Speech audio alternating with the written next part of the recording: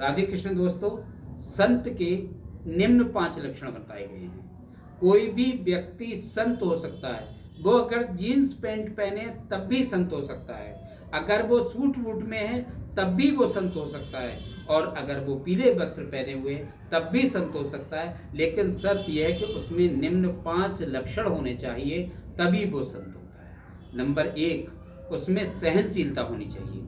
अगर उसमें सहनशीलता है, कितनी भी कोई बात कुछ भी कह रहा है, अगर उसमें सहन करने की क्षमता है तो वो संत है।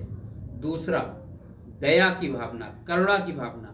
जो संत होगा उसमें दया की भावना होगी। किसी को परेशान होते हुए देखेगा, कुछ भी मदद करने का होगा, वो तुरंत दया को तैयार रहेगा। ये संत का दूसरा गुण होता है।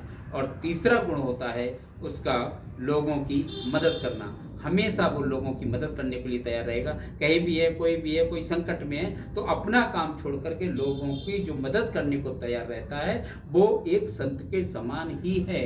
और चौथा गुण है, संत का कभी भी कोई शत्रु नहीं होता। यानी जिसका कोई शत्रु नहीं है वो भी संत के समान है। भले ही चाहे कोई हमें गालियां दे गया हो, हम उसको इग्नोर करते हैं, और उसकी आवश्यकता पे अगर हम काम आते हैं तो हम संत हैं। या कोई सूट वूट वाला या जीन्स वाला के अंदर भी ये गुण है तो वो संत के समान है।